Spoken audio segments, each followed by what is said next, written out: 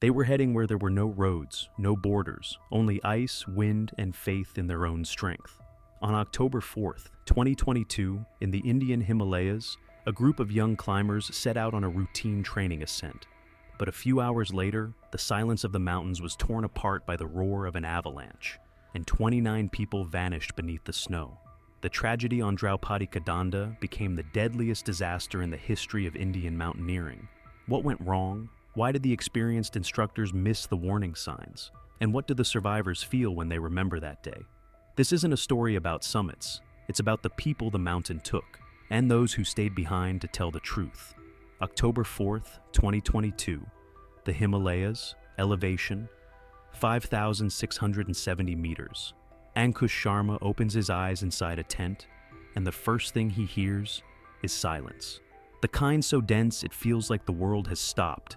Beyond the thin fabric, icy wind and endless slopes of snow, Sharma crawls out, rubs his frozen hands, and looks up.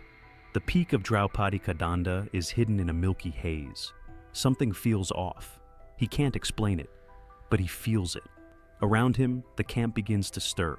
46 people, instructors, trainees, future guides, all part of a basic mountaineering course at the Nehru Institute.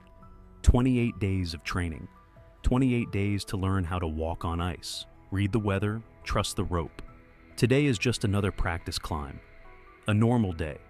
Routine. Sharma watches as people crawl out of their sleeping bags, check their gear, laugh through exhaustion. Someone's boiling tea on a small stove. Someone else is tightening their bootlaces. Nearby, a young instructor, Umi Rawat, hands out carabiners, her voice calm, confident. She's led groups up Everest before. For her, this is just another exercise. But Sharma keeps his eyes on the slope. The snow looks strange, too soft, too fresh. He remembers the storm last night. Not strong, but enough to lay down a new layer. And that layer hasn't bonded with the one beneath it. He wants to say something, but stops himself. Who is he to question them? A trainee, a beginner. The instructors know what they're doing.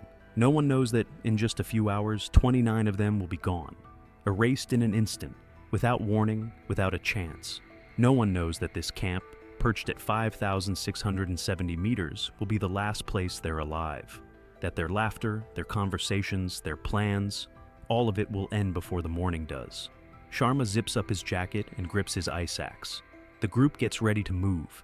The instructors check the ropes, call out commands. Everything is by the book. Everything seems right. Only the mountain stays silent. And Sharma feels that strange breath again, as if something vast and unseen is gathering its power. He shakes his head. Must be the altitude, the thin air, the fatigue. He turns toward the group and takes a step forward. Ahead lies the climb. Behind, the last moments of ordinary life. To understand what's happening in this camp, you have to take a step back. In India, mountaineering isn't a weekend hobby. It's part of a national strategy, part of defense, part of identity. When your borders run across the highest mountains on Earth, you can't afford not to know them. You have to master them. The Nehru Institute of Mountaineering in Uttarkashi isn't a tourist school. It's a factory of professionals. Soldiers train here before being posted in high-altitude regions. Future guides prepare to lead clients up Everest. Students dream of joining search and rescue teams. Every year, hundreds pass through these programs. The government funds it. The Institute's reputation is flawless. The course is brutal. 28 days of endurance and discipline. You learn to tie knots, set ice screws, move as a team. You learn to read maps, assess risks, make decisions, but above all, you learn to obey. When the instructor says go, you go. When they say stop, you stop. Doubt stays outside the tent. And here's the paradox. The system creates strong climbers, but it doesn't teach them to say no. When a senior officer gives an order, the junior follows. Even when instinct whispers otherwise. Even when the snow looks wrong. Even when every nerve screams that something isn't right. Discipline overrides instinct. But the mountain doesn't care about ranks. It doesn't care how many badges you wear, how many expeditions you've done. When it decides to remind you who's in charge, it doesn't ask permission. It just acts. The 46 people in that camp are used to following orders. They've passed the tests. They've proved their strength. They believe in the system that trained them. And that belief is now leading them upward, step by step, straight into the path of disaster. They don't know it yet, but the mountain does. Snow begins to fall. Fine, almost invisible, but heavy. Flakes settle on shoulders, backpacks, faces. Sunil Lalwani stands by the tent entrance and holds out his hand. The snow melts on his skin. He smiles. For him, this is the start of a new life. Just 6 months ago, Lalwani was sitting in an office in Mumbai, a marketing specialist, presentations, reports, endless meetings, good salary, stability, predictability. But one day he realized that wasn't life. It was imitation. He wanted something real, something that would make his heart race. And he found the mountains. He quit everything, enrolled in the course, came here, to a place where the air cuts your lungs and every breath feels like work. Next to him, Deep Tokar checks the straps on his boots. He's 23, younger, hungrier. He dreams of climbing Ama Dablam, one of the most technical peaks in the Himalayas. He's seen it in photos, sharp as a blade, unreachable. He tells his friends that once he stands on that summit, he'll know he can do anything. This course is just his first step, his springboard. They sit together, boiling tea on a small stove. The water takes forever to heat. At altitude, it boils colder. Lalwani jokes that the tea tastes like it did in childhood, weak and oddly sweet. Tokar laughs. Others join in. Someone tells a story about their first climb, when their legs were shaking from fear. Someone else talks about plans. After the course, they want to try Kangchenjunga. The mood is easy, almost homey. These people have spent 3 weeks together. They know each other's habits, who snores, who's the first to get up, who always forgets to clip their carabiner. They've become a team, almost a family. Lalwani finishes his tea and suddenly says, "The main thing is not to get caught in an avalanche." He smiles. It's a joke, a light one, meant to ease the tension before they head out. But no one laughs. Silence hangs in the air. Someone looks away. Someone nods, but without a smile. Tokar lifts his head and looks toward the slope. The snow keeps falling, fine, dense, endless. Lalwani shrugs and stands up. Time to move. The instructors are already giving orders. The group starts lining up into rope teams, packs on backs, ice axes in hand, crampons on boots. Everything by the book, everything as they were taught. Tokar throws one last look at the camp, as if trying to remember it. Lalwani tightens his straps and takes a deep breath. Ahead lies the mountain. Ahead lies the dream. It's 8 in the morning. The group sets out. 46 people form a long line and begin climbing the slope. The snow is picking up. Now it's not just falling, it's flying sideways, hitting their faces, working its way under their collars. Visibility drops. Ahead, a white wall. Behind, the same. The only reference point is the person in front of you. Every step takes focus. The ice axe bites into the snow. Support. The crampons dig in, grip. Weight shifts smoothly, no jerks. It's basic technique, what they teach in the first week. But at 5,500 meters, even the basics feel like a test. Lungs strain, muscles grow heavy, the head spins from lack of oxygen. Tokar walks in the middle of the rope team. He breathes through his nose, just like they taught him. It helps keep the rhythm. In front of him, Lalwani is starting to lose pace. Behind him, a young woman from Delhi, dreaming of becoming an instructor. They're tied to the same rope. If one falls, they all go. That's the law of the mountains, the kind of bond stronger than words. Suddenly a sound comes from the right, deep, muffled, like distant thunder. The group freezes. Everyone looks over. A sheet of snow slides down from the next slope, about the size of a small car. It moves slowly, almost lazily, leaving a white trail behind. A few seconds later, it's quiet again. The slab settles in the hollow below. One of the trainees laughs nervously. "Well, that's our first little avalanche." The lead instructor waves his hand. "It's fine. Happens after a snowfall. Keep moving." The group obeys, no questions asked. The instructor knows best. He's seen this 100 times. If he says it's safe, it must be. But one of the instructors at the back stops. His name is Shakan. He glances upward, toward the slope disappearing into the snow haze. His face tightens. He sees something, or feels it. His hand goes to the radio on his belt. He wants to call the lead instructor, but he hesitates. Maybe it's nothing. Maybe he's just being paranoid. Shotgun shakes his head and keeps walking. The group moves on. The snow covers their tracks almost instantly. It's 8:30. They've been going for about half an hour. Everyone's tired, but pushing through. Tokar hears his own breath, harsh, heavy. Lalwani ahead slows down, pauses, finds his rhythm again. The instructors call out encouragement. Just a little more.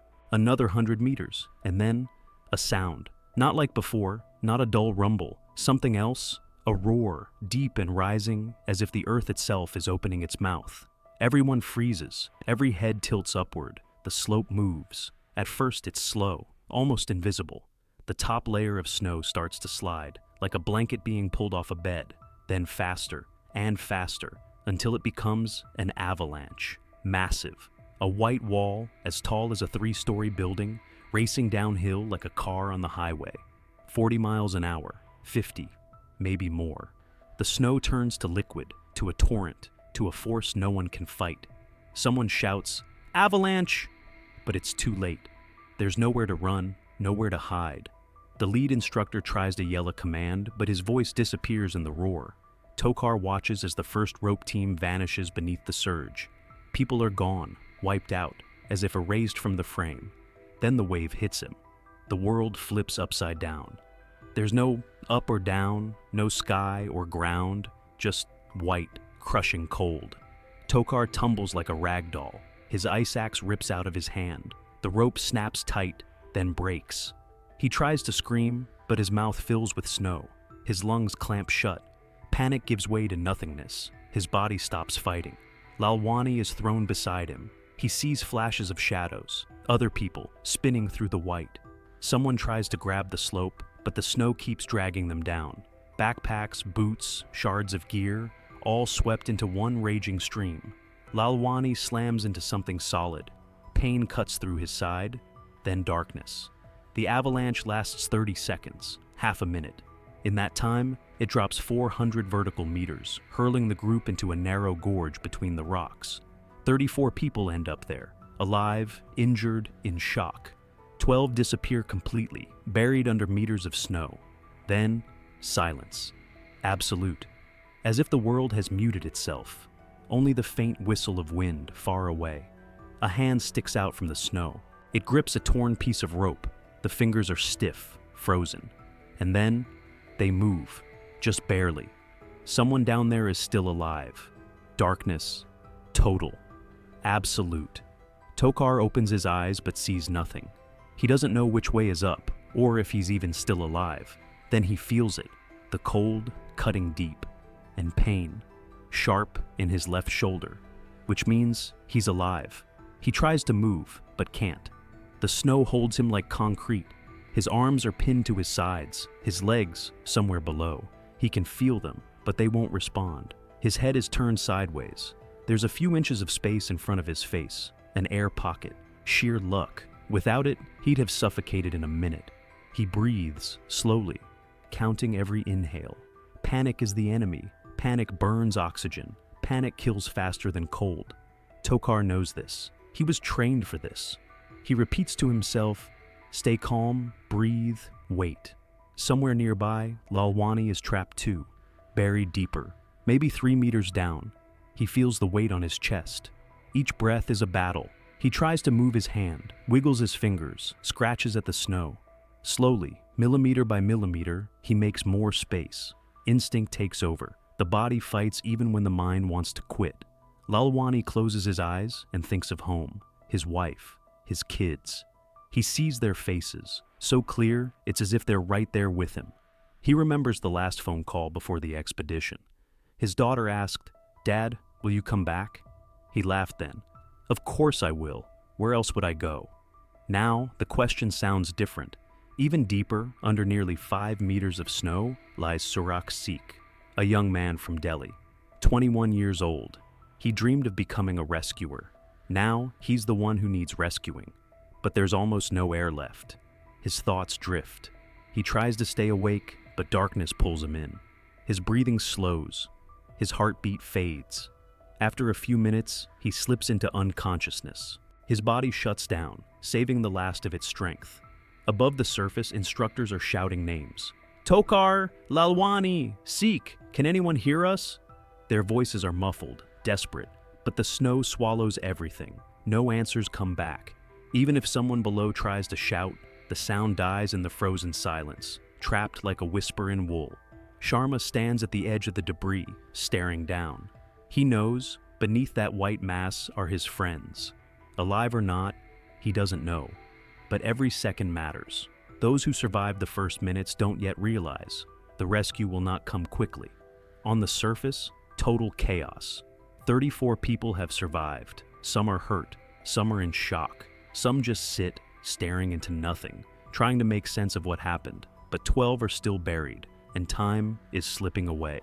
Every second cuts their chances in half. The instructors try to organize a rescue, but how?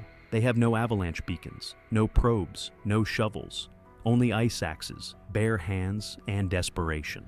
Sharma grabs a rope, ties it to a rock ledge, a makeshift anchor. His hands tremble, not from the cold, from adrenaline, from fear.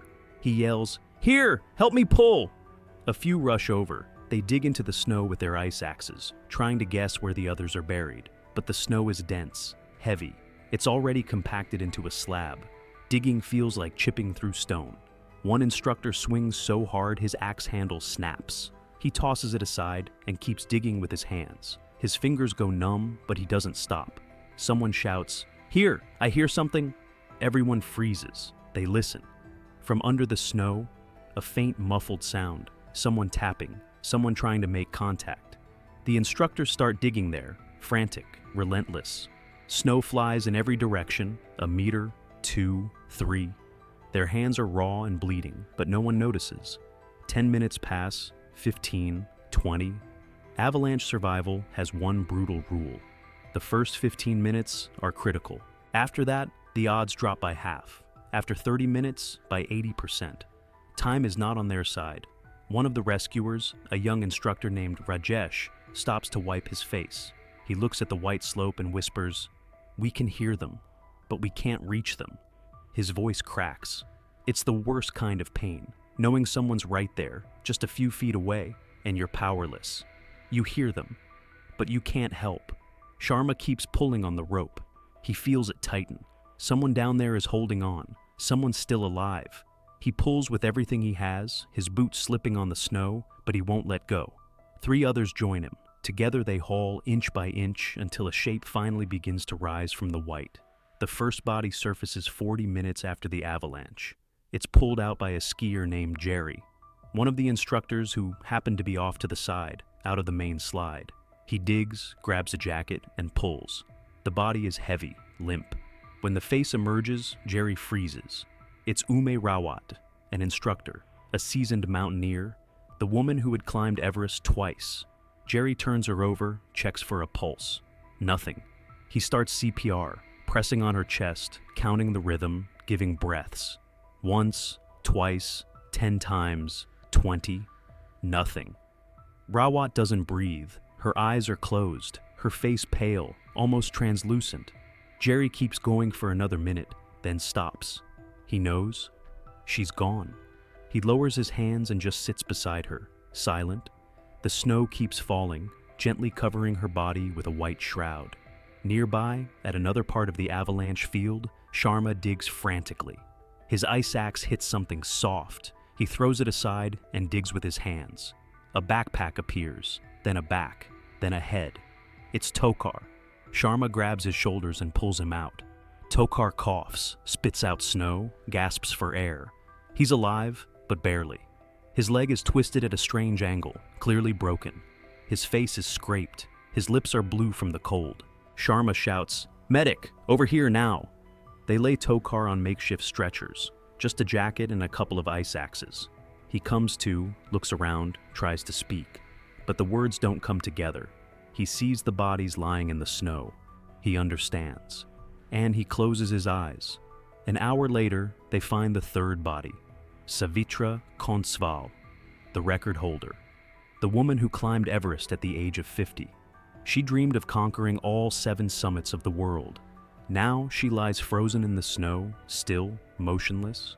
The instructors dig her out carefully, almost gently. One of them removes her hat and covers her face. Someone nearby starts to cry quietly. Sharma sits apart. Next to him lies the body of his friend, Khan. They'd trained together for 3 weeks, shared a tent, laughed at the same jokes. Khan used to talk about his fiancée, about the wedding planned for 2 months from now. Now, he's not breathing. Sharma looks at his face and can't believe it. Khan looks as if he's just asleep, but he isn't. Someone says quietly, "Rawat taught us how to survive, and she was the first to die." The words hang heavy in the air, bitter irony. The most experienced died alongside the beginners. The mountain made no distinctions. The work doesn't stop. It can't stop. Because somewhere under the snow, someone might still be alive. Exhausted climbers keep digging. Frost covers their faces. Their jackets are soaked through. Their hands bleed, nails broken, but they don't give up. Each one knows it could have been them. It could have been any of them. Instructor Rajesh starts improvising. There are no radios. They were left at the lower camp. No shovels, no avalanche probes. Only what they have on them: ropes, carabiners, ice axes. Rajesh ties a rope to a carabiner, uses it as a crude anchor. He wedges an ice axe at an angle, making a lever. 2 pull from one side, 3 push from the other. Slowly, painfully slowly, a block of snow shifts. Underneath, a void, an air pocket. And inside, a person, alive. It's a young woman from Delhi, a trainee named Priya. She's breathing, weak, shallow, but breathing. They pull her out, wrap her in a sleeping bag, rub her hands. She opens her eyes, tries to speak, but no sound comes. They carry her aside to the others who made it. One saved, others still below. They keep digging. Another hour, then 2. They find a second person, alive but unconscious. Hypothermia. His body temperature has fallen below the critical mark. They try to warm him, perform chest compressions. He comes to for a few seconds, then slips away again. His chances, 50-50. Then they find 3 bodies in a row, one after another, all gone. They lay them side by side, cover them with jackets. In one pocket, a photograph, a family, a wife, 2 kids. In another, a small notebook with names and phone numbers. The third holds a pendant in his fist. Sharma looks at them and understands. These aren't just numbers in a report. They were people, each with a life, each with plans. Someone checks the time. 5 hours since the avalanche. 5 hours. In avalanche statistics, that's almost a sentence. After 5 hours, survival drops to nearly 0. The snow crushes the chest, the cold shuts the body down, the air runs out. But they keep digging, because to stop means to give up, to leave their friends behind forever. The snowfall thickens. Visibility shrinks to a few meters. The wind rises, driving snow sideways, stinging their faces. It's almost impossible to keep working. One instructor collapses to his knees from exhaustion. Another helps him up. They look at each other, eyes filled with despair, but not surrender. They will keep digging, as long as they have strength. Instructor Shah Khan lifts his head and spots a figure moving through the storm. A porter, a local man from the nearby village working the route. In his hands, a stretcher, makeshift, built from canvas and sticks. He moves slowly, forcing his way through the snow. Shah Khan waves, shouts something, but the wind swallows his voice. The porter comes closer, sets the stretcher down, and silently points downhill, toward the base. Shah Khan understands. The wounded need to be sent down. Tokar, Priya, and several others are in critical condition. If they're not evacuated soon, they won't make it. But how? How to organize it now? Shah Khan reaches into his pocket, pulls out a radio. A standard issue for instructors, portable, rugged. He switches it on, adjusts the frequency dial, static. He presses the transmit button. This is Shah Khan, calling base. We've had an avalanche, need assistance, multiple injuries, do you copy? Silence, only the hiss of static. He tries again. Base, this is Shah Khan, please respond, do you copy? Nothing. He switches frequencies, tries another channel. Same silence. He checks the battery, still charged. The antenna's intact, the radio works, but no one is answering. He lowers it, looks at the others. Rajesh walks up. Anything? You got through? Shah Khan shakes his head. No response. Rajesh frowns. That's impossible. Base is supposed to monitor around the clock. Shah Khan shrugs. Maybe the storm took out their antenna. Maybe they've got their own problems. But the fact remains, we're on our own. The words hang heavy in the cold air. We're on our own. Nearly 6,000 meters up, 12 dead, dozens injured, no radio, no medicine, no way to call a helicopter. Rajesh nods slowly. Then we do it ourselves. Shah Khan meets his eyes. Yeah, we save our own. He picks up the radio again, gives it one last shot, runs through every frequency he knows. Emergency, military, civilian. All the same, just white noise. The realization sinks in. This isn't just a communications problem, it's isolation. Complete isolation. If help doesn't come on its own, it's not coming at all. The porter stands nearby, quietly watching.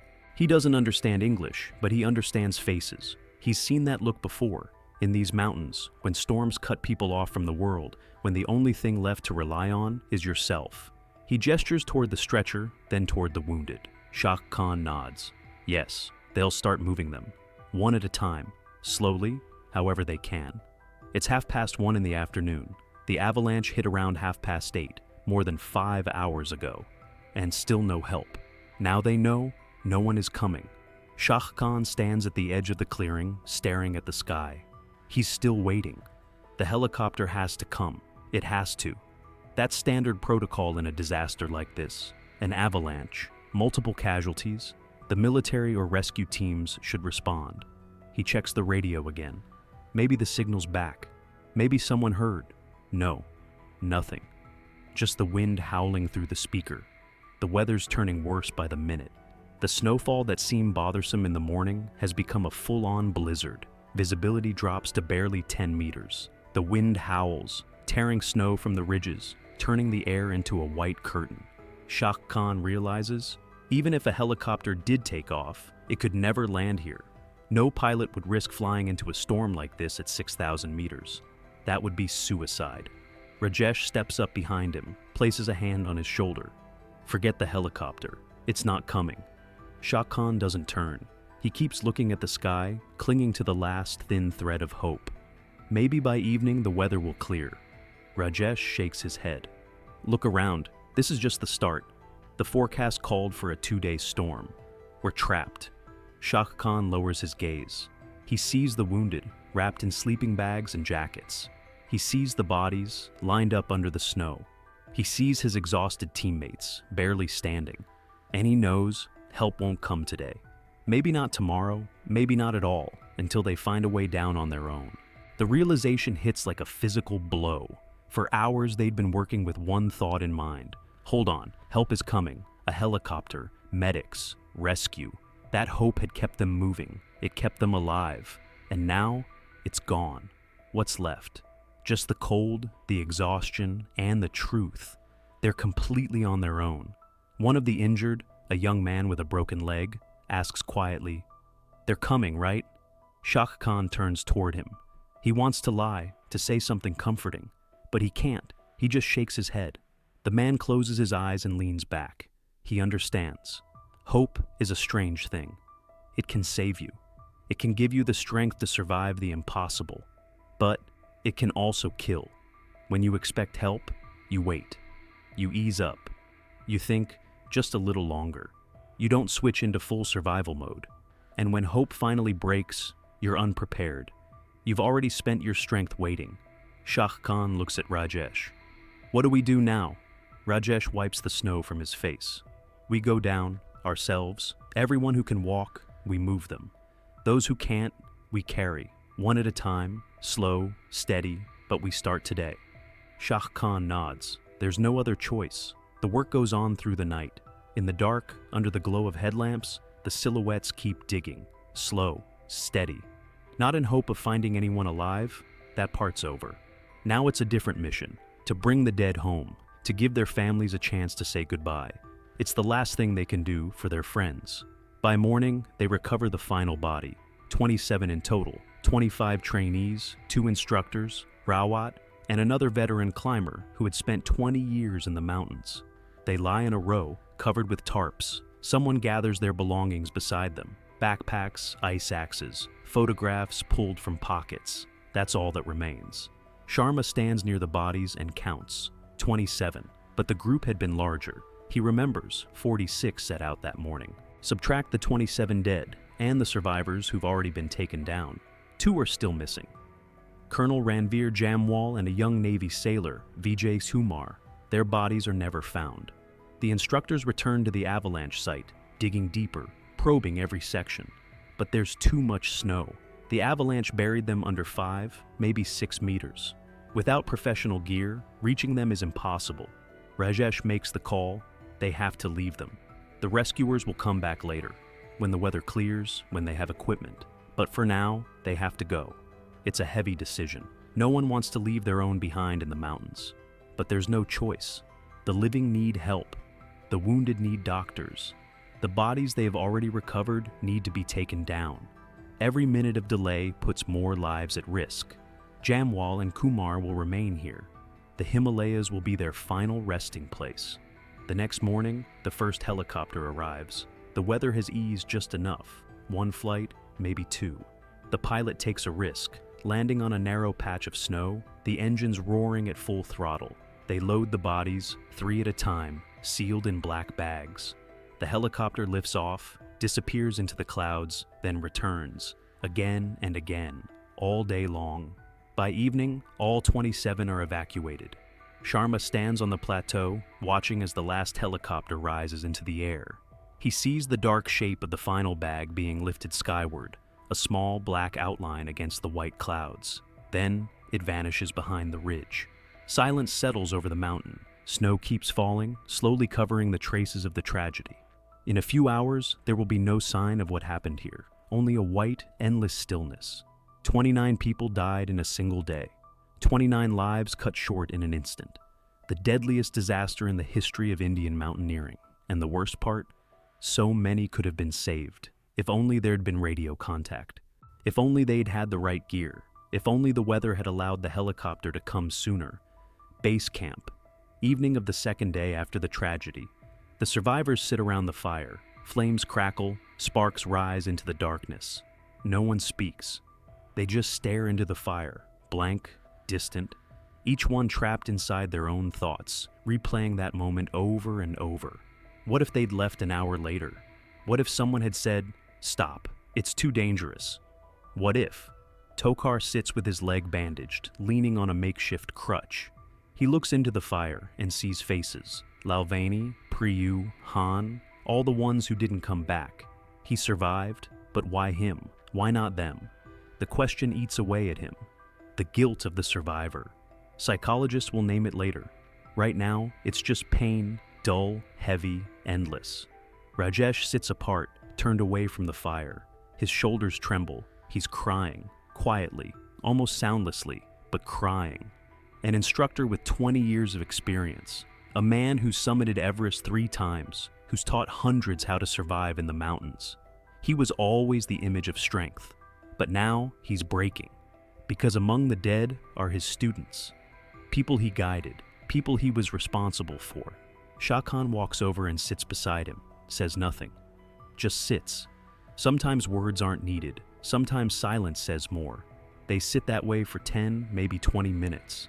Then Rajesh wipes his face, stands up. He doesn't apologize, doesn't explain, just walks back to his tent. Sharma sits closest to the fire. His face glows in the orange light. In his hands, a photograph, Han with his family. He found it among his friends' things while gathering personal items for the relatives. In the photo, Han is smiling, holding his fiancée. They look happy. They were planning a wedding, planning a life. That life will never happen. Sharma grips the photo so tightly the edges crumple. He closes his eyes, lowers his head. His lips move, a prayer, an apology, a goodbye. Tears stream down his cheeks, falling onto the picture. He doesn't hold them back anymore. There's no point in pretending to be strong, no point in pretending everything's fine. The mountains are beautiful, majestic. They call to you, promise freedom and adventure. But they don't forgive mistakes. They don't care about your experience or your good intentions. They just are, indifferent, eternal. And if you don't respect their rules, they take everything, even from those who love them, maybe especially from those who love them. Sharma opens his eyes and looks into the fire. Flames dance in his pupils, two small orange sparks. He looks older than he did 2 days ago, as if he's lived a whole lifetime in just 48 hours. Now, let's talk about what went wrong, because this tragedy could have been prevented. The avalanche didn't strike without warning. It didn't fall from the sky out of nowhere. All the signs were there. The mountain was speaking. No one listened. Let's start with the weather. On the 3rd of October, the day before the climb, a heavy snowstorm hit. By morning, nearly 30 centimeters of fresh snow had fallen. That's a critical amount. Fresh snow settles on top of old layers, hard-packed, crusted with ice. Between them, a weak bond. Imagine 2 sheets of paper stacked together, held only by friction. The slightest jolt, and the top sheet slides off. That's exactly what happened on Draupadi Kadanda. The new snow never bonded with the old. The temperature wasn't high enough to fuse the layers, and the slope, around 40 degrees, was perfect for an avalanche. Any climber with basic training knows this. Fresh snow plus a steep slope equals danger. It's Mountain 101, the very first lesson. But the instructors decided to go. Why? Maybe because of confidence. They'd done this route dozens of times. They knew it by heart, and that familiarity bred complacency. Psychologists call it habituation. When you do something over and over and nothing bad happens, you stop taking the risk seriously. Now, the equipment. The group had no avalanche beacons, small devices you wear on your body that send a signal if you're buried under snow. They're cheap, light, and they save lives. So, why weren't they used? Because this was a training climb, a low-altitude mountain, not Everest, not Kangchenjunga, just practice. Why over-prepare? They also didn't have enough radios. The instructors carried handheld transmitters, but the trainees didn't. When the avalanche hit, communication was lost instantly. Those buried below couldn't call for help. Those above didn't know where to look. Precious minutes slipped away. 29 people didn't die because the mountain was unbeatable, not because nature was too strong. They died because of human error, because of overconfidence, because the danger was underestimated, because the most basic safety measures were ignored. Sometimes ignorance is deadlier than any storm.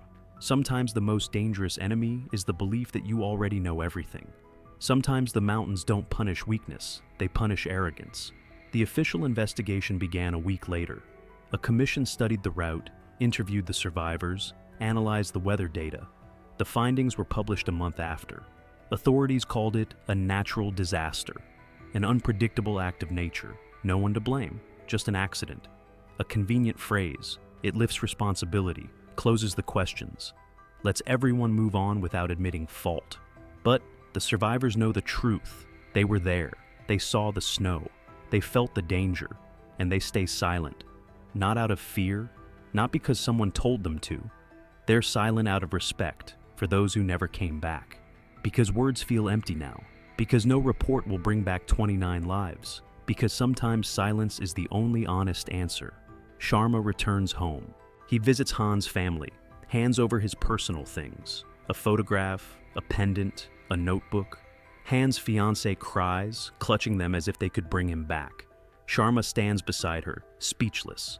What could he say? I'm sorry. It wasn't your fault. Every phrase sounds hollow. He just stands there.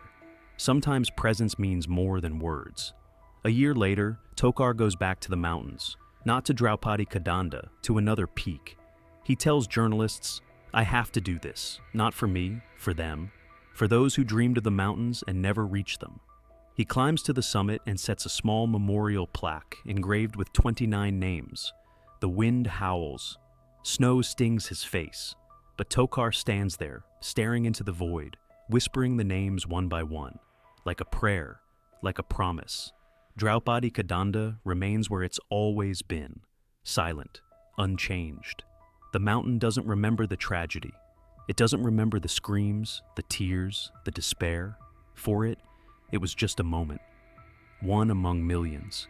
Snow fell, snow slid, and everything returned to place. Mist wraps the slopes, the wind whistles through the rocks. And if you listen closely, you might hear an echo. Not voices, not words, just an echo. Years later, Sharma gives a single interview. He's asked, "Will you ever go back there?" He shakes his head. "Not there, but to the mountains. Yes, because the mountains taught him something vital. They're not enemies. They're not friends. They simply are. And they always speak first. They warn. They give signs. We are only the echo. We can choose to listen or not." Final images. The mountain veiled in fog, snow falling slowly, endlessly, silence, only the wind, only the cold, only the majestic indifference of nature. That was here long before us and will remain long after.